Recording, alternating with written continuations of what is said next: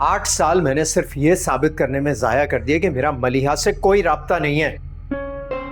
तुम्हें मलिहा से राब्ता करने की क्या जरूरत है? वो तो हर वक्त ऐसे ही तुम्हारे साथ मौजूद रहती है। सारी सारी रात तो तुम उसके हिजर में तड़पते रहते हो। और मैं अच्छी तरह जानती हूँ, अगर आज भी तुम्हें मलिहा कहीं मिल गई ना तो तुम एक लम्हा जाया नहीं करोगे उसे अपनाने में। शादी हो गई है उसकी, समझ क्यों नहीं आता तुम्हें? शादी तो तुम्हारी भी हो गई है, मगर तुम तो कभी मेरे हो नहीं सके। और मैं अच्छी तरह जानती हूँ कि उसकी भी जहां शादी हुई होगी ना, वो अब भी तुम्हारे बारे में ही सोचती होगी, तुम्हारे बारे में ही आहें भरती होगी। बहुत मुश्किल है तुम्हें समझाना, थक गया हूं मैं। अगर तुम इतना थक गए हो ना तो छोड़ दो मुझे, तलाक दे दो। तंग आ गई तुम्हारे साथ इस अजियत भरी जिंदगी गुजार गुजार कर। मत करो ऐसा, मत करो दानिया। मानी का सोचो। तुम सोचो मानी का। मैं अब किसी के बारे में कुछ नहीं सोचना चाहती।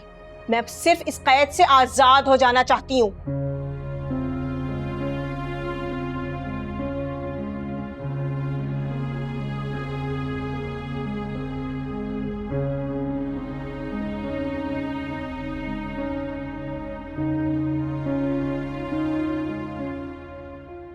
एहसान, घर बसाने के लिए बहुत कुछ बर्दाश्त करना पड़ता है।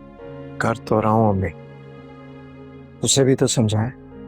मेरा नहीं तो कम से कम मानी का ही ख्याल कर ले। तुम लोग को इस मासूम के बारे में सोचना होगा। आप मुझे मेरा जुर्म तो बताएं। आपके कहने पर मैंने दानिया से शादी की। 9 सालों से अपना हर फर्ज तो निभा रहा हूं मैं। लेकिन ये जो आसेब तुम्हारी रूह से चिमटी हुई, खुद को उससे रिहा करो। ये सिर्फ वहम है दानिया का। वो कहती है रातों में पहरों जागते हो तुम अपनी नाकाम मोहब्बत के सोग में। कोई औरत ही बर्दाश्त नहीं कर सकेगी कि उसका शौहर उसके पास होते हुए भी किसी और के ख्यालों में जकड़ा रहे।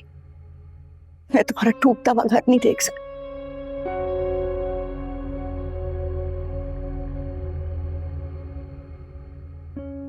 आप परेशान ना हो,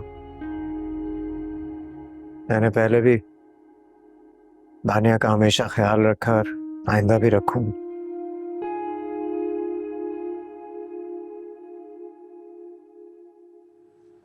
मुझे अब तुम्हारी किसी कोशिश की कोई जरूरत नहीं है।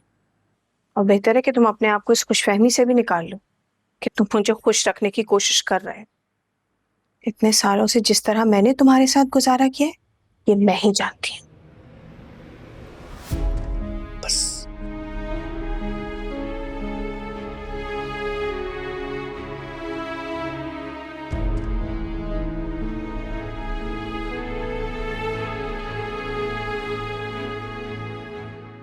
आपने देखा पप्पू, कितनी नफरत है इसके अंदाज में।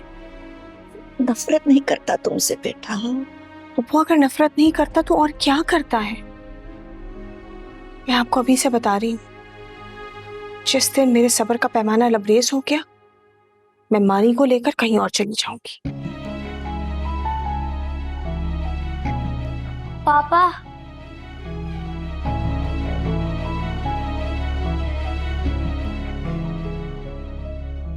होमवर्क किया मेरे बेटे ने? अच्छा मैं कराऊंगा तुम्हें होमवर्क। पापा मुझे आपको और दादू को छोड़कर कहीं नहीं जाना।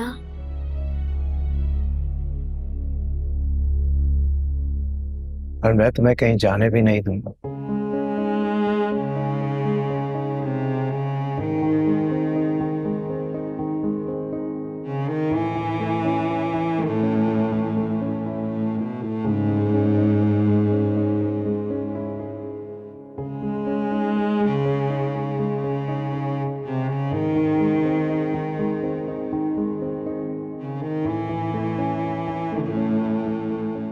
मानी, मानी, इधर आओ, इधर आओ। मुझे यकीन था तुम वापस आ जाओगी। मैं अपने बेटे को अपने साथ ले जाने आई। चलो मानी। क्या कर रही हो? पागल मत बनो। पागल ही तो मैं थी जो पिछले 8 साल से एक जहनी मरीज के साथ गुजारा कर रही थी। बहजाद, खुला का नोटिस मेरा लॉयर तुम्हें भेज देगा। चलो मानी। मामा मुझे आपके साथ नहीं जाना, मुझे पापा के साथ रहना है। पापा मुझे नहीं जाना। तानिया, मत करो ऐसा। हमें तुम्हारी जरूरत है। तुम्हें मेरी परवाह नहीं है तो मानी की खातिर रुक जाओ। बेटा मैं तुम्हें यकीन दिलाती हूँ, सब ठीक हो जाएगा। कुछ ठीक नहीं होगा। पिछले 8 सालों से मैं सब कुछ ठीक करने की कोशिश कर रही हूँ। अब मेरा सब्र का पैमाना लबरेज हो गया। अब फैजाद, तुम्हें मेरी कोई जरूरत नहीं है। तुम्हें मेरी कभी भी जरूरत नहीं थी। तुम्हें हमेशा से उस औरत की जरूरत थी जो तुम्हारी मोहब्बत को तुम्हारे मुंह पे मारकर चली गई। तुम जानती हो, बहुत समझदार थी वो। उसे तुम्हारे बारे में बहुत पहले अंदाजा हो गया था कि तुम्हारे साथ रहना किसी सजा से कम नहीं। तो ठीक है, तुम्हारा जो जी चाहता है करो। मैं अब तुम्हें इस रिश्ते को निभाने के लिए मजबूर नहीं करूंगा। उसके नाखून लो। तुम दोनों इतने बेहिस हो जाओगे तो उस बच्चे का क्या बनेगा? मैं मानी को कभी खुद से दूर नहीं जाने दूंगा। अम्मी चलो मानी। मानी, चलो मेरे साथ, चलो। नहीं मम्मा, मुझे आपके साथ नहीं जाना, मुझे पापा के साथ रहना है। नहीं।